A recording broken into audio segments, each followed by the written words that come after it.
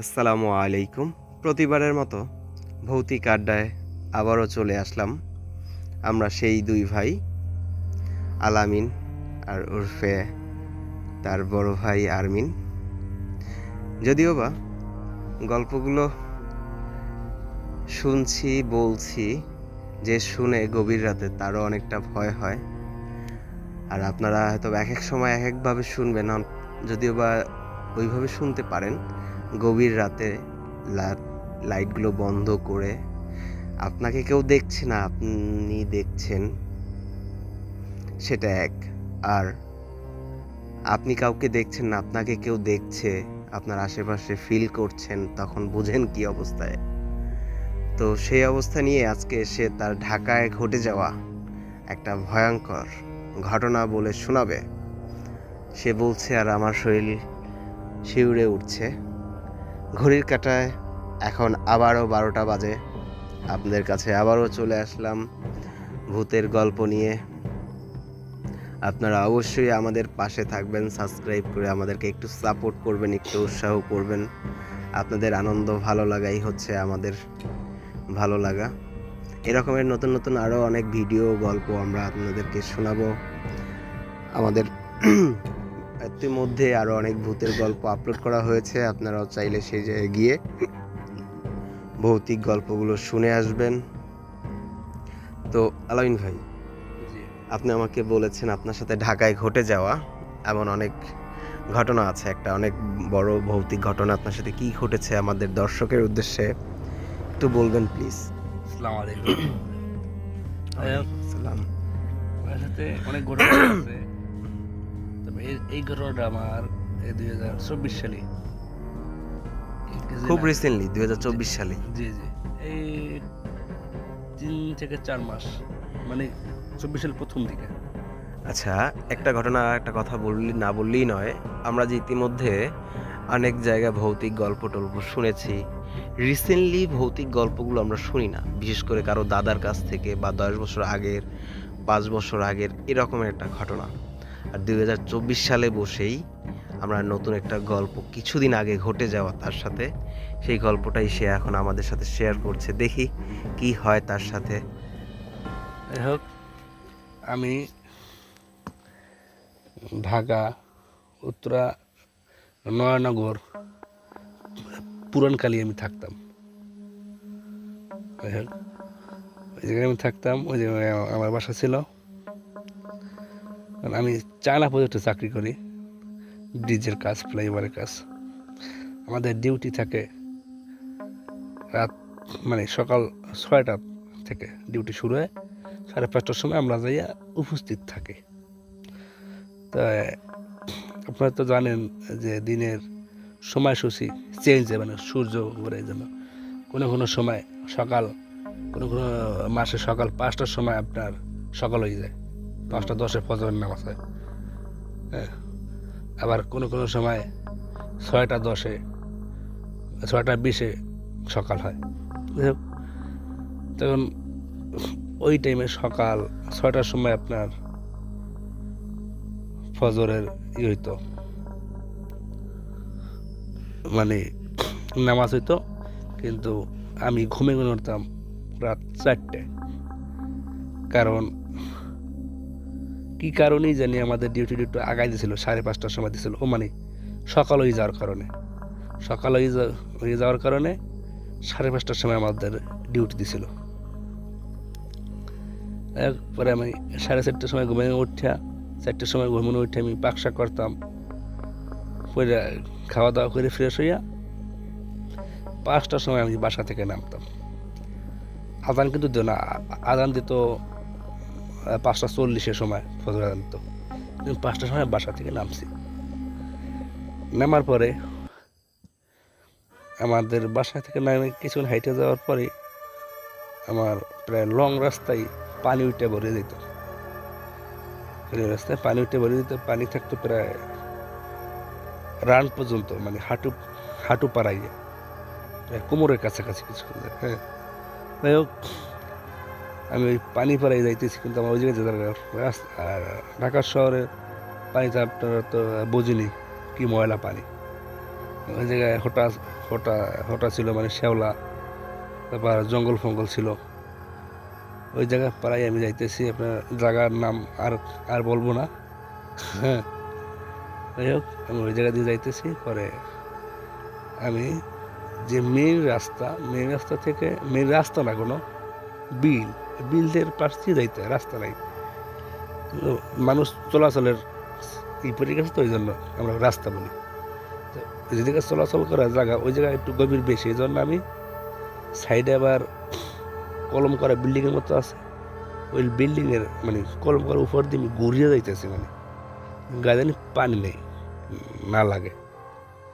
ওই জায়গায় আমি যখন একটা নাড়াপালা ছিল, নাড়াপালার কাছে যখন গেছি, ওরা এক কথা বলা যায় একেবারে একটা বিলের ভিতরে, আশেপাশে আবার জঙ্গল আছে, মানে কি জানি বলে, ও লম্বা লম্বা জঙ্গল, ওগুলো আছে।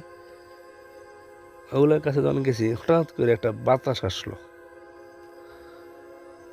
আশেপাশে কেউ নাই, অন্ধকার। মানে তখন অন্ধকার ছিল, আমার মোবাইলের বাতি জ্বালানো ছিল, একটু মেঘলা মেঘলা আকাশ, হ্যাঁ, একটু বৃষ্টিও ভাব। ওই জায়গায় পানির কারণে দিনেও কেউ চলে না। আর আমার ওই জায়গায় দিয়ে যাওয়া লাগবে, কারণ আমার কাজে গেলে ওই জায়গায় দিয়ে যাওয়া, আমি অন্য জায়গায় দিয়ে গেলে আমার 1.5 ঘন্টা 2 ঘন্টা লস হয়, আমি যে কাজ পাবো না। কিন্তু আমার ওই জায়গাতে যাওয়া খুব রিস্ক, কিন্তু তারপরে আমার ওই জায়গা দিয়ে যাওয়া লাগবে, এই জন্য আমি ওই জায়গা দিয়ে যেতাম, আর নাহলে আমি ওই জায়গা দিয়ে যাইতাম না। এখন হঠাৎ করে বাতাস হয়ে আমার শরীরে কেমন জানি সমস্ত শরীরের লোম খারাই গেল, আর আমার শরীরটা এমন ভার হয়ে গেছে, জীবনের ফার্স্ট। আমি এর আগে বহু ভেতরে দেখছি, কিন্তু ওই রকমের ভার আমার কখনো হয় না। আমি সাথে সাথে কনফার্ম হয়ে গেছি যে এই জায়গায় অবশ্যই কিছু আইছে। ওই বাতাসটাই ছিল, কারণ কোনো জায়গায় কোনো বাতাস নাই, কিন্তু ওই জায়গাটায় খুব বাতাস ছাড়ছি 2 বার মাত্র। এই আসার পরে আমার সমস্ত শরীর হারাই গেল, কালে ভার আমার পা চলে না, টোটালি আমার পা চলে না। আস্তে আমি ইউনুস দা পড়া শুরু করলাম, সুরা না সুরা ফালাক, আমার মুখে যত সুর আছে আমি যত জানতাম মুখ দিয়ে পত্র হয়েছে। আর ওদিকে আমার ফোন থেকেই আমার কোরআন তোলা হেভি স্পিডে ছাড়িয়ে দিছে। ছেড়ে দেওয়ার পরে আমি কোনো রকমের ওই জায়গাটা আস্তে আস্তে আস্তে আস্তে পাড়াই গেলাম। পাড়াই যেতে যখন আমি আশুলিয়ার রাস্তা গেলাম, পরিবেদের রাস্তা, তখন আমার ওই জিনিসটা ছাড়লো। আর তখন আজানও দিছে, আর তখন ওই বাড্ডা আমার থামছে। কিন্তু আমি ওই যাত্রা খুব ভয় পাইছি, কারণ ওই জায়গায় কোমর মতো পানি, অনেক লং টাইম পানি, আর হোডার কোনো শেষ নাই, ময়লা পানি, সাপ না কোপ না, মানে কোনো রাস্তা চলাচলের মতো কোনো জায়গা নাই, কারণ পানি উঠে ভরে গেছে। কোন জায়গায় কি রাস্তা, কোন জায়গায় কি যাওয়া লাগবে, এরকমের কোনো আমি সবসময় চলাচল করছি দিকে আমার জায়গাটা মুখস্থ আছে। আর নতুন কোনো লোক থাকলে বেরখার ভিতরে পড়ে যেত, ওই ডুবে যেত। কিন্তু আমি সবসময় চলাচল করে দেখে আমি নির্দিষ্ট দিক দেখে যাইতে পারছি। কিন্তু খুব ভয়ঙ্কর ছিল জায়গাটা, ওই জায়গায় বেশি আমি খুব ডরাইছি। কিন্তু মনের ভিতরে ভয়টা আমি গাতি নেই, গাতলে খুব সমস্যা ছিল, আমি গাতি নেই, জিগির করতে করতে চলে গেছি। আর একদিন আমার ওই জায়গায় সাইডে আশুলের ভিতরে, আপনারা জানেন যে ওই রাস্তায় গভীর হইলে খালি গাড়ি চলে, কিন্তু কোনো জনগণ চলে না। এমন রাস্তায় সাইড চলে দেখে কিছু লোক থাকে। তখন আমাদের সাইড নতুন শুরু হয়েছে, লোক থাকতো, মানে রাত্রের ডিউটি চলতো না। পরে প্রথম ব্রিজের পর দ্বিতীয় ব্রিজের ভিতর দিয়ে কিন্তু রাস্তায় ভিতরে, মানে নদীর ভিতর দিয়ে গেছে, পিলার গেছে। তো ওই নদীর মাঝখানে প্রায় 200 ফিট মাঝখানে নদীর পিলার উঠছে।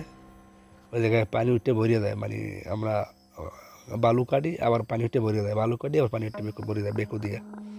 কোনো আমার বেকু নেওয়ার জায়গা আছে, খালি ওই জায়গাটাতে একটু বালু ফ্লাই নেয়, আর বেকু নেওয়ার মতো প্লেস করছে। তো ওই জায়গায় বেকু নিয়ে আমরা মাটি কাটতেছি, সন্ধ্যা হয়ে গেছে। এখন বেকু নিয়ে তো আর আসার কোনো সময় নাই, আবার কালকের আবার লাগবে। এই জন্য চায় না, লোক খুঁজতে পায় না, কিন্তু বেকু রাখার জন্য একটা লোক রাখবে, হ্যাঁ, নাইট। এখন আমারে বলে যে তুই থাক। চায়নার সাথে আমার সাথে একটু ভালো সম্পর্ক ছিল, খুব ভালো। এখন সে আমারে বলছে, ওই জন্য আমি না বলতে পারি না। ওদিকে মোবাইলের চার্জও নাই। কিন্তু আমি বাসায় বললাম যে আজকে আমি নাইটটা করি, আমার টাকারও প্রয়োজন, ডিউটি করার প্রয়োজন, এই জন্য আমি নাইট করলাম। ওই জায়গায় ছিলাম। আমি রাস্তা থেকে গাড়ি যায়, রাস্তা অনেক দূরে, আমি নদীর মাঝখানে মধ্যদেশে পড়ে রয়েছি। আশেপাশে কোনো লোক নাই, কোনো কিছু নাই, খালি শোষো করে, খালি বাতাস আর বাতাস। আমি গাড়ির ভিতরে উঠে বই রয়েছি। ওই জায়গায় অনেক শব্দ শুনছি ওটার ভিতরে, এই আনে ফাইল মারে, ও আনে এই মারে, এই কাপ্পুর ওই কপ্পুর। নদীর ভিতরে থাকলে যেটা আপনারা বুঝতে পারেন, এই আইন দিন কি সর করে আইতেছে, ওই দিন কি সর করে আইতেছে। তারপর আমি ভয় পাইনি, ছিলাম ইনশাল্লাহ, আমার সাথে কোনো সমস্যা হয় না। এই আমার কাহিনী ছিল। আপনারা থাকলে অনেক ভয় পাইতেন। কিন্তু ওই জায়গায় আজও একা কেউ থাকতে চায় না। এখন তো রাত্রে রাত্রে ডিউটি চলে, কিন্তু একা কোনো গার্ড থাকতে চায় না, লোক চায় বা টর্চ লাইট চায়। আমার কাছে টর্চ লাইটও ছিল না, বাট মোবাইলের চার্জও ফুরে গেছিলো। কিন্তু আমি ওই জায়গায় গাড়ির ভিতরে ছিলাম, একটা হাঁটাহাঁটা করছি। যাই হোক। তো এই ছিল আরও একটা ঘটনা। তো কিছু কিছু জায়গায় আমরা জায়গার কথা উল্লেখ করি না, আমার ভাই জায়গাটা উল্লেখ করে দিয়েছে, যদিও বা এটা আপনারা ক্ষমার চোখে দেখবেন। জায়গার কথাটা উল্লেখ এই কারণেই করা হয় না, দেখা গেছে বিভিন্ন প্রবলেম হতে পারে, কেউ অন্য সব মানুষ শুনলে যে যাইতে চাবে না, কাজ করতে চাবে না, এরকম একটা ব্যাপার। আর আদার্স অনেক প্রবলেম থাকতে পারে, তা আমরা এটার কোনো ব্যাড সাইড ধরবো না।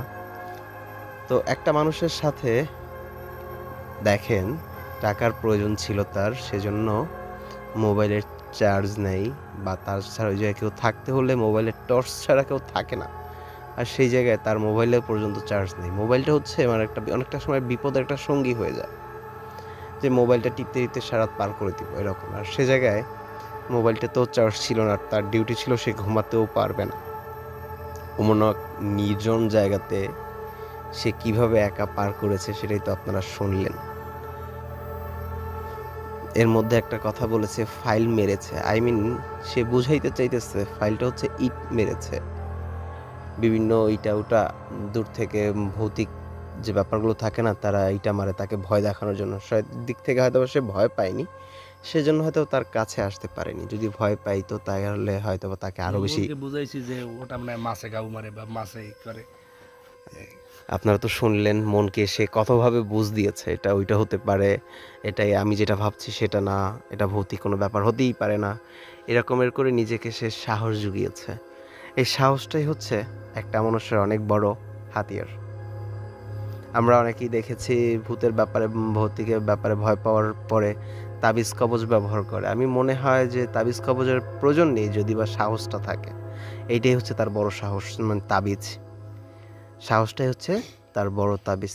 এরকমের সাহস আমি আরও অনেক ঘটনাতে শুনেছি, যে অতিরিক্ত সাহসেও মানুষকে অনেক বিপদের মুখে সম্মুখীন হতে হয়েছে।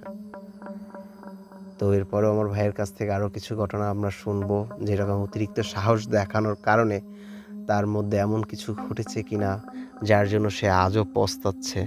যদিও বা আপনাদের কাছে এরকমের কোনো ঘটনা থাকে, অবশ্যই আমাদের জিমেলে আমরা দিয়ে দিব, আমাদের ঠিকানা দিয়ে দিব। আপনারা চাইলে অডিও রেকর্ড করে আমাদেরকে পাঠাতে পারেন, আমরা আপলোড করে আপনাদেরকে শোনাবো। কেউ লিখে পাঠাইতে চাইলেও সেরও ব্যবস্থা আছে, আমাদের কন্ট্যাক্ট করারও ব্যবস্থা করে দিব। চাইলে আমাদের সাথে সরাসরিও চাইলে এইভাবে করে আড্ডা দিয়ে আপনার মনের ঘটনাগুলো, ভৌতিক ঘটনাগুলো চাইলে সবাইকে শোনাতে পারেন। আজ এ পর্যন্তই, আবারও নেক্সট গল্প নিয়ে আপনাদের মাঝে হাজির হব। আল্লাহ হাফেজ।